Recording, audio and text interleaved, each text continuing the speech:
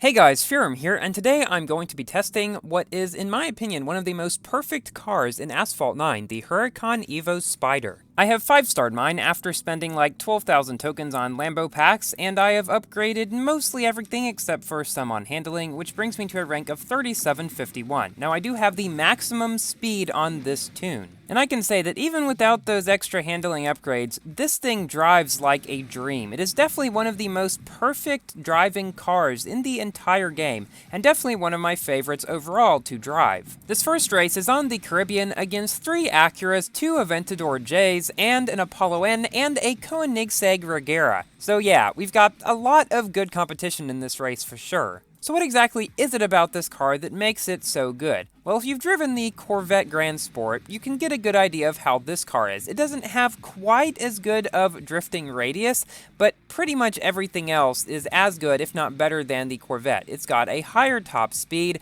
better nitro efficiency, better acceleration, and its handling is still extremely good overall. The only real downside I can think of with this car is a slightly lower top speed than other B-Class cars, so if you got high top speed tracks, it might not be the best, but on ones like the Caribbean and a lot of other tracks in the game actually that have a lot of turns and stuff, this car will do an amazing job, just because of how well it manages to keep speed with its very good handling and acceleration and nitro efficiency. Those three together always make a car keep its speed very well. And here we managed to come in first in this race, and this guy behind us is not the Regera, it is actually an Aventador J. The Regera was quite far back, which I guess sort of makes sense because this track is not very well made for top speed cars like the Regera, which have bad everything that this car has good of. But how will the Huracan do on a track that is more suited for higher top speed cars, the Himalayas? In this race we're facing another Evo, a Terzo Millennio, an Apollo N, an Aventador J, an Acura NSX, and a Huayra BC. So we've got a whole lot of different sorts of cars in here.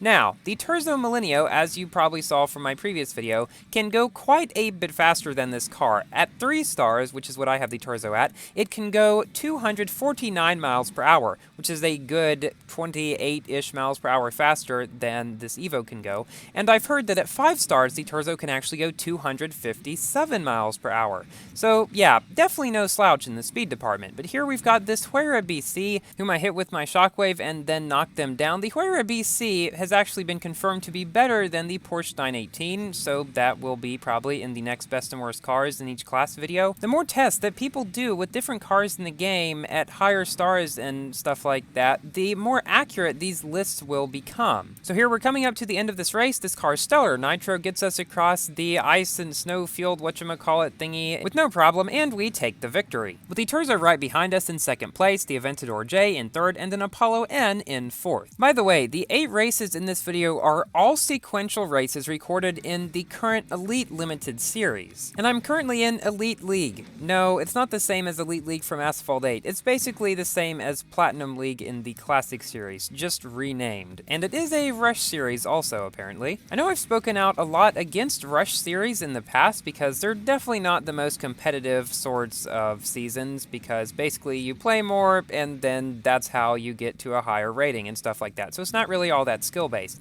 But there is one good thing about them.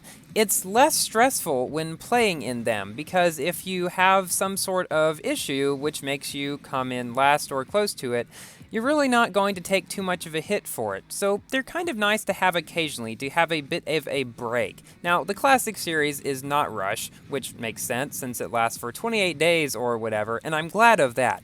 But yes, I do think it's fine to have seasons like this, the Rush series, occasionally. We've managed to pull quite far ahead of the other players in this race, which are a Huayra BC, a couple of Aventador Js, and a Regera, and a few other cars, because this is a pretty full room. Cars like this just go to show that speed is not everything in Asphalt 9 like it pretty much was in Asphalt 8, and the stats are actually fairly well balanced in their importance to the cars. And here we beat this Huayra BC by quite a long margin. Now, sometimes people ask me, what order do I upgrade the upgrades of the cars in? Well, it really just depends depends on what the car is lacking, but I would say generally top speed, acceleration, nitro, handling. That is usually the order I upgrade cars in when I don't fully know their strengths and weaknesses. One interesting thing I found out about this Evo that might be a bit surprising is that it doesn't seem to be particularly susceptible to knockdowns, because in these races I had multiple people touch me, like there, when they have the shockwave and I don't, and there it just happened again, and I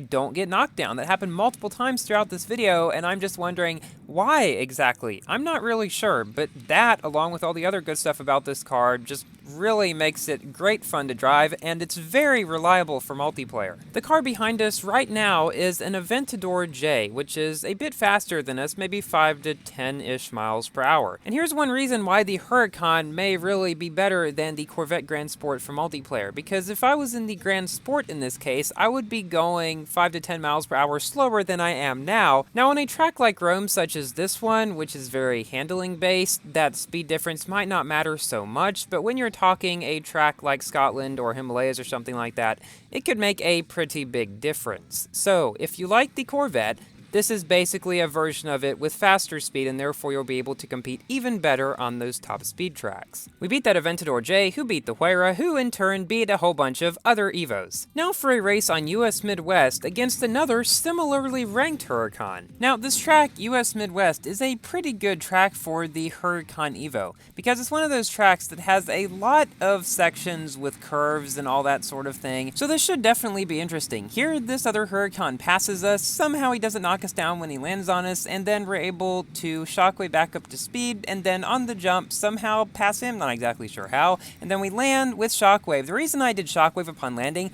was because I didn't want him to land on top of me, because generally what happens if somebody lands on top of you and you're in shockwave, you don't get knocked down, and sometimes they even get knocked down instead. So yeah, that's one thing you should do. If at all possible, if you know people are above you, shockwave upon landing, and you will not worry about getting knocked down then. Unless, of course, you're me, in which case you get knocked down even if you do all the things in which you shouldn't get knocked down. Or so it seems a lot of the time. So we're about 2/3 of the way through the race here, and we've pulled quite a bit ahead of this other Huracan. Now, up here, the best thing to do, as I've shown before, is to wall ride around here in most cars. This is something I've seen Dr. Hulusian do, is go up these ramps or whatever they are there. I think they're solar panels. And while it may not be faster, it might be safer than going up in the air, and might do okay with cars that have good nitro, such as this one. In any case, it worked out perfectly fine in this race, and thus we're able to come in first. The other Huracan, who was a bit lower ranked, came in second, and an Apollo N came in third, with a J coming in fourth. The thing about the J, and the reason why it hasn't been doing so great in the races that I've played against it in this video, are that people are usually not able to get it up to the amount of stars where it would actually be good. In my Aventador J video, Rulu, who did the races in that video, had it at 4 stars, in which case it was pretty good. But most people who go through the car hunt and get it at 1 and maybe 2 stars maximum just from that are not going to be doing so great in multiplayer, because they're at what, like 3,000 rank or something? The only way that that car is going to be good, I would say, is if you at least 3-star it, and I don't know what rank that is, but that would require buying quite a few packs, which would cost quite a few tokens. So yeah, that's why the J's in this video don't seem to be doing so great. In this race, we've got a couple J's, a couple Huayras, a Vencer Sarth, and a Koenigsegg Regera. You may also be wondering, the Regera is super fast. Why hasn't it been doing so great in these races either that I've played against it?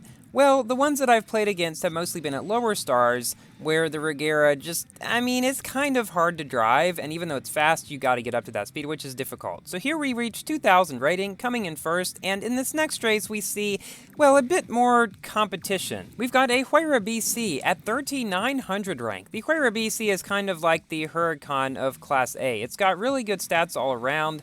Speed is actually pretty good too, so yeah, the Huayra is a very well-rounded and easy-to-drive A-class car if you are looking for such a thing. Unfortunately, mine's only at 1 star. I definitely do hope to star it up more, but I guess I'll have to wait till packs come out for that again. And I also hope to get the Alfieri and 570S, or 650S, I keep forgetting whatever, the McLaren in A-class, as I keep calling it, those cars again, because I missed them during the Sheeran event. I really would like to make videos about them. And the J50, just all the cars that I don't have I would like to get. that makes sense, I guess. I tried to flat spin on that ramp and unfortunately didn't, and that is probably my downfall in this race, because I had to drift too much around that corner, causing me to lose speed, causing that guy to catch up to me when he wouldn't have otherwise. And now I am ahead of him, but he is faster, and even though I shockwave and do all this stuff, he simply has a higher top speed, and thus he manages to pass me here, and thus he comes in first. However, we do beat another Huayra BC, a couple of other Huracans, a couple of Acuras, a J, you know, the normal stuff we've seen throughout this video, because, well, those are some of the only cars that are available to use in this season. So now for the final race in the video, in which we are facing a couple other Huracans, a few Acuras, and an Apollo N, but we've also got a Koenigsegg Regera for the, third or fourth time in this video, I think. Let's see if that car can finally do something. So now it's time for my general review about this car. You've heard me singing my praises the whole video about it. It's just a very fun car to drive, definitely one of the kings of Class B. However, I do believe the Apollo N still takes the overall kingship of Class B, generally just due to its higher top speed and being able to do faster times on most tracks than this car. However, I will say, this car is probably the best B-Class car for multiplayer, because it's very forgiving, very easy to drive, it is very stable, it is not easily knocked down, it's overall just a perfect car for multiplayer. It has all the attributes you would want out of it except for maybe a higher top speed. But as you can see, even against a bunch of Regeras, it's doing just fine, I would say. Blueprints for this car can be obtained via the Lamborghini pack, which will probably still be there for another day or two. So here we come in first, beating a Regera again. Thank you all for watching. Please like the video if you've enjoyed, and consider subscribing for more Asphalt 9 and Forza Horizon 4 content. And I will see you in my next video. Goodbye!